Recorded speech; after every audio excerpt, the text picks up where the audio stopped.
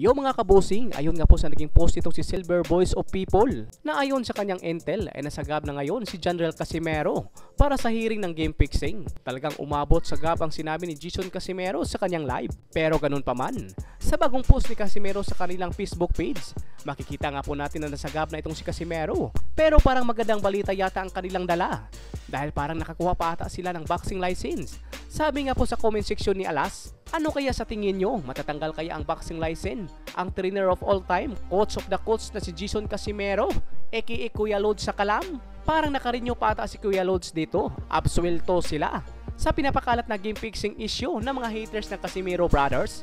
Samantala naman nagbigay nga po ng good luck itong si Casimero sa kanyang kaibigan na si Bad Boy ng Cebu kung saan lalaban ito mamayang gabi kontra dito kay Filipino loper na si Ferdinand. Magaganap nga po ang kanilang laban bandang 7 PM ng gabi kung saan ang kikitain sa kanilang laban ay dudunit nga po ito sa mga nasalanta ng bagyo dito sa Cebu.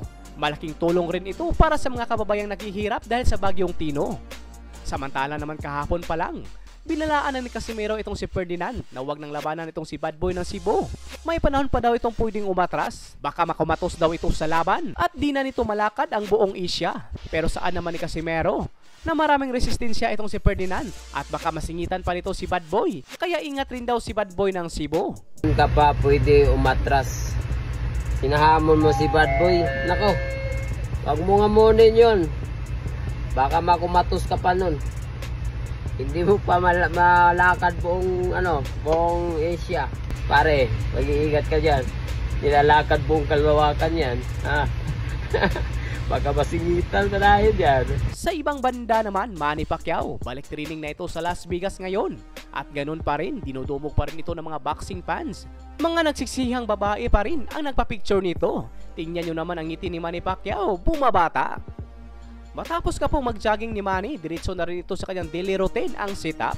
Dito talaga natin makikita na kahit may edad na si Pacquiao, ganun pa rin ang kanyang determinasyon at focus sa kanyang pag-iinsayo. Pag mayroong paparating na laban, pinasilip rin ni Manny Pacquiao ang kanyang kondisyon na katawan.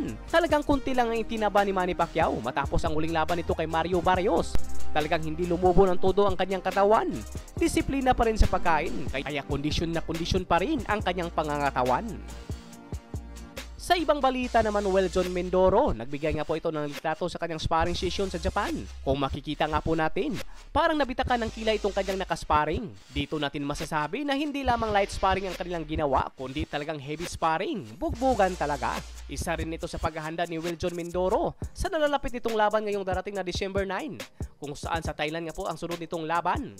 Sa ngayon ay hindi pa sinasabi kung sino ang kanyang makakalaban.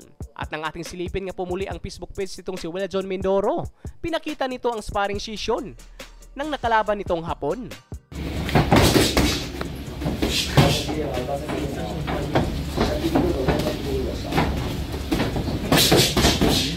Sa ibang balita naman, former world title challenger Reggie Suganov, ang pride ng Bohol, muli nga po itong lalaban sa darating na November 15 dito sa probinsya ng Tagbilaran, Bohol, kontra naman sa dayong Tanzanian na si Micanja Yohana na mayroon nga po itong ring record na 22 wins, 6 losses and 15 knockout.